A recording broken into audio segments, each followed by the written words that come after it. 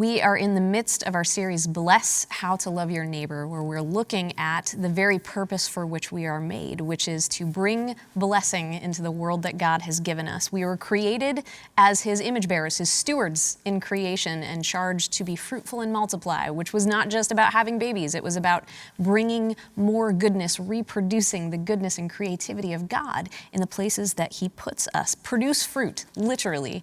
Any kind of fruit, intellectual, spiritual, emotional, and physical, yes. From the very beginning, people, you and me, have been God's plan A to bring new goodness out of His already good world. And despite how tragically bad we can be at that job, we are still God's plan A to bless this garden and the people in it.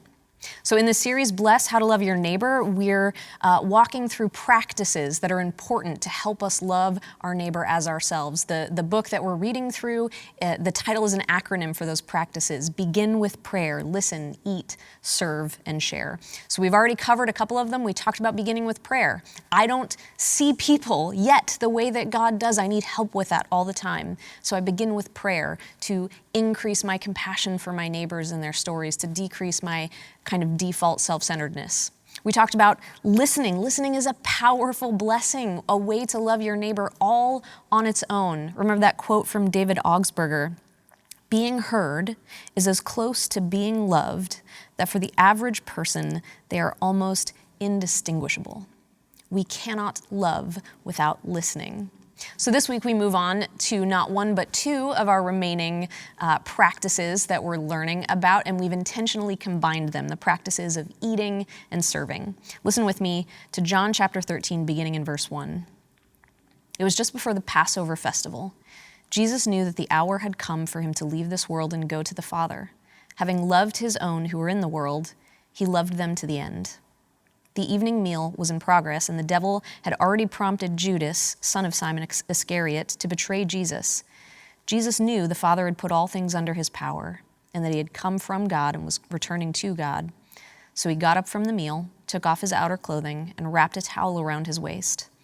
After that, He poured water into a basin and began to wash His disciples' feet, drying them with the towel that was wrapped around Him. He came to Simon Peter, who said to Him, "Lord, are you going to wash my feet?" Jesus replied, "You do not realize now what I'm doing, but later you will understand." "No," said Peter, "you shall never wash my feet." Jesus answered, "Unless I wash you, you have no part with me." "Then Lord," Simon Peter replied, "not just my feet, but my hands and my head as well." Jesus answered, "Those who have had a bath need only to wash their feet. Their whole body is clean, and you are clean, though not every one of you." For He knew who was going to betray Him, and that was why He said not everyone was clean. When He had finished washing their feet, He put on His clothes and returned to His place. "Do you understand what I've done for you?" He asked them. "You call me teacher and Lord, and rightly so, for that is what I am. And now that I, your teacher and Lord, have washed your feet, you also should wash one another's feet. I have set you an example, that you should do as I have done for you. Very truly, I tell you, no servant is greater than his master, nor is a messenger greater than the one who sent him. Now that you know these things, you will be blessed if you do them." Foot washing was an important thing to do in first century Judea because a lot of meals were taken while reclining at a table on the floor. So your feet, your stinky, dirty, dusty feet might be right up next to someone else's food that they're putting in their mouth. So it was an important job, but it was also a servant's job, not a host's job. So Jesus kind of turns this on its head.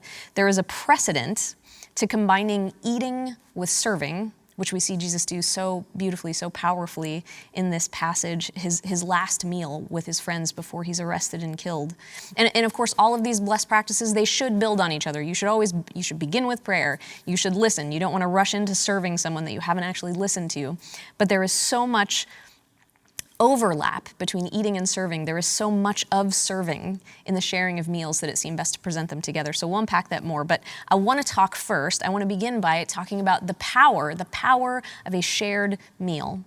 I was talking to my friend Liz about this show I'm watching where this American man goes to Japan and he does all these kind of funny things, but he's walking down the streets of Osaka and there are these little, they look like pods or kiosks with plastic around them.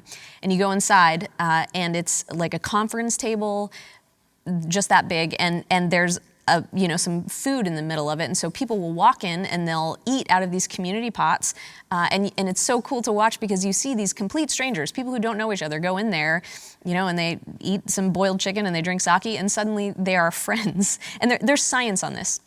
Harvard did a study in the early 20-teens about the way that people would rate characteristics in total strangers. And so in the control group, they had a bunch of people gathered around a table and they talked to each other for 30 minutes, sharing their stories and whatnot. And in the other group, they had the same number of people around the same size table, only they ate food together. That was the only difference between the two groups. And in every measurable way, people rated each other as more likable. People rated each other as more trustworthy in the group that had shared food. In 1998, there was a school-based study following students over a 6-year period of time, and they found that the students who shared more meals with their family during the week had better social and emotional outcomes by the time they graduated. Higher GPAs, more friends, less drug and alcohol use, less risk of suicide.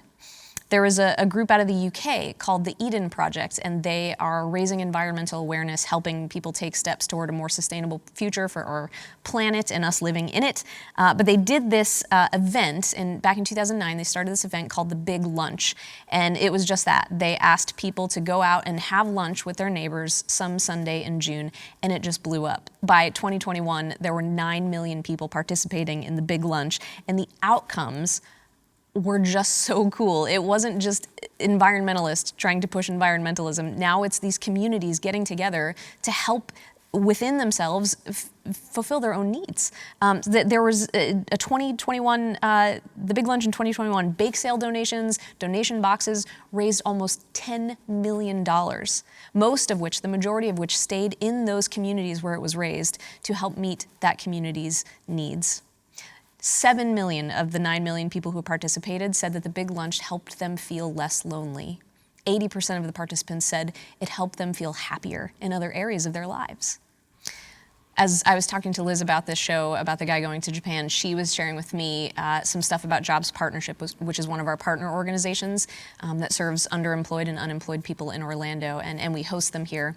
And Liz runs stuff for that, and she said the one part of the Jobs Partnership budget that she will never budge on is the food. The food and the instruction, the curriculum are so important. That stuff is so important. But people could kind of get that online. But it's the food allows people to have fellowship. It allows them to meet face to face with other people. It gives them something that they could not get access to, no matter how many resources they have. You. It gives them access to you. There is power in the sharing of meals, because it's not just about what we eat. It's that in offering that meal, we offer ourselves. And the beautiful thing is that when we do that, when we offer a meal, when we offer ourselves, service almost effortlessly follows. Helping doesn't feel like a chore. It feels like a natural gift, a natural outpouring of what we've experienced together. One of the most important meals that I've had in the last several years is with a woman that I met through my husband's job. She's on his board. If you've been around Summit long enough, you've probably heard me talk about my autoimmune disorder, which started back in 2014, shortly after my brother died. And for the first 6 years of symptoms, nobody had any idea what it was or how to change it. I saw half a dozen different rheumatologists, and nobody seemed genuinely interested in helping me get better. They would spend 15 minutes with me and say, well, seems like it might be rheumatoid arthritis, so we're gonna maybe treat it like that and put you on Humira, have a nice day. But I didn't want to start, powerful immunosuppressant therapy if you just think it might be this, even though my blood markers aren't showing it, and even though my symptoms aren't behaving exactly like it's RA. Those were some of the most frustrating, lonely, painful years of my life because nobody seemed genuinely interested in helping me. It was really hard. Emotionally, mentally, and I just decided to manage my symptoms as best I could with physical therapy and ibuprofen until someone could tell me definitively what it was, or until it got so bad that I had to make a change. So fast forward to a couple years ago, and my husband comes home from work and he says, hey, I gave your phone number to one of our board members. Her mother-in-law has RA and she wants to meet with you. Now, I am a minister by trade. So when someone makes a statement like that to me, I assume they want my help. You know, they want me to pray for them, or they want to talk about the doctors that they've seen, compare notes, whatever. So I get a call from her, and she invites me to a high tea. Her family is Hindu. Her mother-in-law speaks very little English, but we are going to have tea together and talk about RA. So Rob and I get there, and I have to tell you, it was one of the most incredibly cool meals that I have ever had in my life. That it was a proper Indian tea. There was masala, there was place settings, there was a spinny table with these tiny little adorable sandwiches on it. It was just gorgeous. It was absolutely gorgeous. And it wasn't just the three women. All three of our husbands joined in, and we had this wonderful time together. And we talked and we ate. And over the course of that 2 hours, I learned that my new friend's mother-in-law she'd been battling RA for decades. I was not there to encourage her. She was there to encourage me. She told me about the different medications, which ones helped her best. She helped me to not be afraid of them if I had to go on them. But the thing that really made this meal such an important milestone is that when we finished, she said, "Hey, listen, I really think that you should see my mother-in-law's rheumatologist. He's in Ocoee." And I was like, "Okay, yeah, I'll look him up." And she goes, No, I've printed the intake forms for you. Here they are, fill them out. So, you know, when I left that tea, I called the office and I got the bad news that my insurance only covered me seeing the PA at that office, not Dr. Dial, who they loved. And later that day, my friend texted me and said, "Hey, did you get an appointment?" And I said, I called the office. I can only see the PA, but I'm still gonna go. And she said, "Let me call you right back." Minutes later, I get a call from the doctor's office asking me when I would like to come in to see Dr. Dial for my first appointment. I don't know what she said to them. I'm a little bit afraid to ask, but I got the appointment. And it was so incredible. He's just the best rheumatologist. I went in there, and after spending a full hour with me, between him, his nurse practitioner, his nurse, who triaged together, they come into the room and he says, "Okay, I think we know what's going on here." And I just burst into tears. Nobody has ever said that they know what's going on here, and you just know what's going on here. And he was able to give a definitive diagnosis and piece together these little symptoms that my other doctors had thought were kind of unrelated. And I still have an autoimmune disorder. He changed my diagnosis to ankylosing spondylitis, which is a mouthful, and it's still a real bummer. But at least now I know what it is. I know how it will probably progress. I know what medications are best. I know how to focus my physical therapy. But most of all, I no longer feel alone in it, because there is someone who is genuinely interested in me getting well besides me. I will be forever grateful for that high tea. It changed my life. She blessed me immensely with that meal. And she's not a Christian. She's never read this book, because remember, the practices are what we are after here. It's not the book, it's the practices, because these practices will make us better for our communities, for our neighbors, for the people in our families, for the people we love. They don't need to have an agenda. They are the agenda. Bless your gardens and the people in them. That's the whole agenda. Meals are powerful blessings, and as Americans, we spend so many of them alone. In the Blessed book, page 89 to be exact, they have a little meal chart that kind of graphs out the meals that we eat during a week. We eat about 21 times, 3 times a day, 7 days a week. We have 21 opportunities to share a meal. We're gonna eat anyway, right? We're gonna eat. Why not use that time, that thing that you're already doing, to bless someone else? We can certainly do that with our friends, the people that we already want to be sharing our meals with, but we shouldn't just focus on them. We have 21 opportunities, and it's easy to fill those 21 slots with people that we already enjoy, but it is insufficient. If we want to love our neighbors as ourselves, if we want to be available for God's purposes. This woman didn't know me, and she opened her home to me and changed my life with this meal. Luke 6:32 says this: "If you love those who love you, what credit is that to you? Even sinners love those who love them.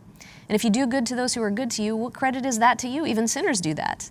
And if you lend to those from whom you expect repayment, what credit is that to you? Even sinners lend to sinners, expecting to be repaid in full. But love your enemies, and do good to them, and lend to them without expecting anything back. Now listen, I'm not even talking about lunching with your enemies. You can just back it up a step. All I'm suggesting is that you should lunch with people who aren't yet your friends, but they will be. There's a brilliant, eccentric man called Adam Grant. He's a psychology professor at Wharton, and he's published many books and papers. Most recently, a book called Give and Take, A Revolutionary Approach to Success. And in that book, he makes the argument that there are, in terms of service, there are three types of people. There are takers, matchers, and givers. Takers, obviously, the people who take everything they can and don't give anything back. Matchers give and take at kind of a, they're trying to make sure they give back as much as they take. And then givers are the people who give as much as they can without expecting anything in return.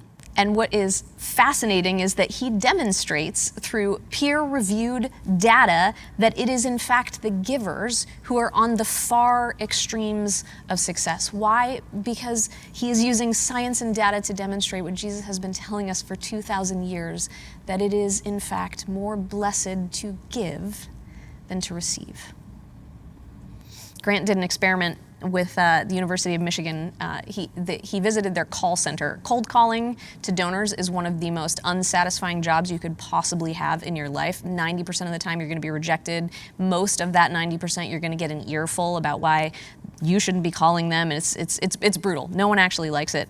And the university's call center director had tried everything that he could think of to get these student workers to spend more time on the phones, like monetary incentives, competitive games, prizes, all of this stuff, all the kind of usual with him. None of it worked. So he asked Grant for help. And what Grant did is he went into the call center and he brought with him a student who was attending the university on a full need-based scholarship. And he was the first person in his entire family to go to college. And this student talked to the call center workers and explained what his story was. He shared his story. He talked about how this was going to change his life, how it was going to change his future, the lives of his family members who were also with him. And the outcomes were absolutely undeniable. Within 1 month, the workers were spending nearly twice as much time on the phone. Revenue had nearly quadrupled. But the really funny thing is that the workers, when asked, didn't think that it had anything to do with that testimonial. They attributed it to other things. I had a better pool of alumni, or I had this, or it was good luck, or whatever. But this study has been reproduced multiple times, always with the same results. There is something about helping people that fuels us, even if we are not cognitively aware that it's happening. I think the reason eating and service are so inextricably linked is because nourishing someone is a kind of service, but also serving someone is a kind of nourishment. Nourishing someone is a kind of service, and serving someone is a kind of nourishment. Helping, volunteering, they stimulate the same part of the brain as eating a delicious meal.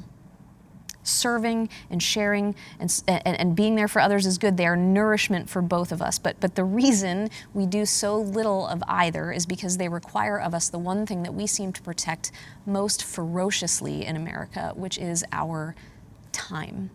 We guard our time. We schedule ourselves within an inch of our lives. We never have enough time. So listen, God may be asking you, yes, he may be asking you to lay something down for a season, for a period of time maybe. He may be asking you to lay something down in order to make room, to be a blessing to the people around you. It will nourish them, yes, but it will also nourish you. Now, you don't have to start there. Again, begin with prayer.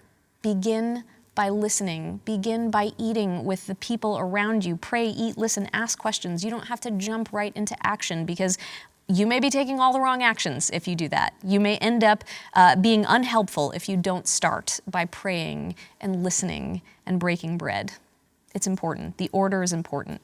Don't be overwhelmed by the thought of becoming someone who serves in their community. It is the fourth practice for a reason. You don't have to rush it. Don't rush these blessing practices. Please, please don't rush them, because they're not a checklist. They're a lifestyle. They are the overflow of gratitude out of the knowledge of what God has already blessed us with, what Jesus has already given us. So take your time. Otherwise, you may rush into serving and you may rush into answering before you've actually listened. And as we learned last week, the Bible calls that both stupid and rude. If you feel like you're trying to solve someone's problems and you feel urgency to do it, like you're on some kind of egg timer, listen, that means you've probably allowed these practices to drift into some kind of legalistic checklist. And not only is that way less fun for you, it is way less of a blessing for the person who's on the receiving end of your legalistic checklist. Time is part of the gift you give. Take your time. Time is part of the blessing. I told you last week that a story about a woman who really changed my life. She was integral in my coming to faith. Her name was Tina Santum, and she took me out to eat, and she listened to me, and she prayed for me, and she asked me questions. And over the course of that 2 years, I really came to understand what it meant to be loved by God. But I told you that over a meal at Perkins, she learned that there was something that she could help me with. I was expressing fear because I wasn't sure that my family was going to have the money to pay my school application, and she anonymously mailed it to me. She'll take it to the grave, but I absolutely know it was her. Now, I was a kid from a broken home with a laundry list of dysfunctions, any one of which Tina might have felt the need to fix for me, but over a shared meal, she discovered the one actionable item that she could help with, and she seized the opportunity, and it made my faith flourished at school. My faith grew up at school. I found my passion for teaching. It's probably why I'm doing what I'm doing today. And all of that was the continuation of a series of events that were put in motion because someone did the simple act of praying for me. And then someone else did the simple act of buying me pancakes at Perkins. And then, and when she heard something that she could take action on to serve me, she did it. And all of that, of course, was probably the continuation of blessings that began even further back. Someone blessed Tina when she was my age, and it changed her life. And then she changed my life, and it blessed me. We are all stitches in this beautiful tapestry that God has been weaving since the beginning of created time. But on this side of heaven, all we see is the mess of strings. The tangled, knotted up mess of messy human relationships. But I promise you, one day we will turn the corner and we will see on the other side the picture that He has been making, and we will see that it is something good and eternal and beautiful. I think what I'm trying to say is that it's not necessary to overthink service. It doesn't have to be clever to make a difference. It doesn't have to be eggs airlifted into a foreign country because nobody can afford eggs right now because they are more expensive, in fact, than gold. Sometimes the most spiritual thing that we can do is also the most practical. It's a ride, it's a meal, it's an offer to babysit, it's painting someone's walls, it's painting someone's nails when they're stuck in a hospital bed. It is washing their dirty feet, even though you shouldn't have to because you're Jesus and you invented both feet and dirt. Sometimes it's just these small things that we can do to love one another. Now, none of those are particularly life-changing, except that in offering them, we offer ourselves. We offer ourselves. We see the person in front of us, and they know that they have been seen. I met a young man who is houseless, and he was talking about the adventures of kind of going into these old abandoned buildings to get out of the rain or the sun. And when he was talking about it, he used the word invisible. He said, when you're on the street, you're invisible. People don't even notice you walking into that building. Now, you and I could have everything. I could have everything. But if nobody sees me, everything's not enough. Not enough to satisfy the longing inside of my heart, the very purpose for which I was made, which is to give and to receive love from God and the people that He made in His image. Would you pray with me? Jesus, thank you for the people in my life who have seen me, who have listened to me, who have taken the time to understand my pain and my needs. And they've done something about it. They've offered not easy fixes, not throwing money at it. They offered themselves. And it made all the difference. I know I'm here. I know I'm alive today because people cared enough to listen and to spend time with me and to eat with me and to serve me. And so, Lord, I pray that you would help each and every one of us to be able to incorporate these practices into our own lives, because there are people out there, Lord, who do not know that they are loved by you.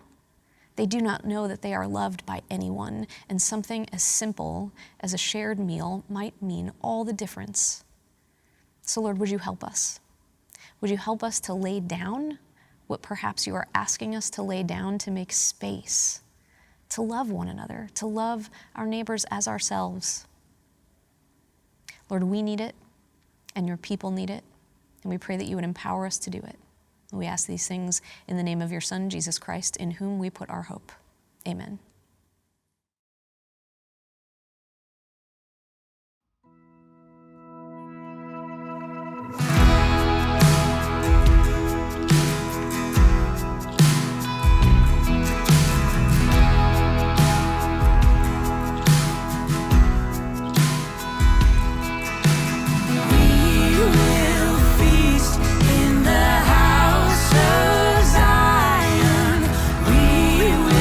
Sing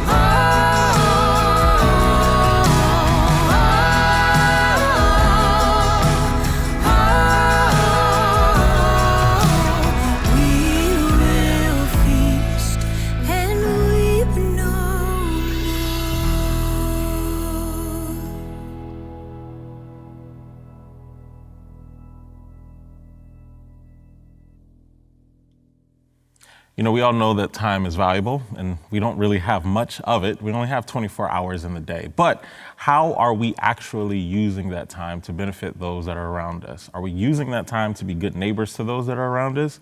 Or are we just always climbing and being busy at all times? Thank you, Kaylee, for that wonderful reminder that we become better Christians and better people when we prioritize gathering with people, eating with folks, and actually listening to what they have to say.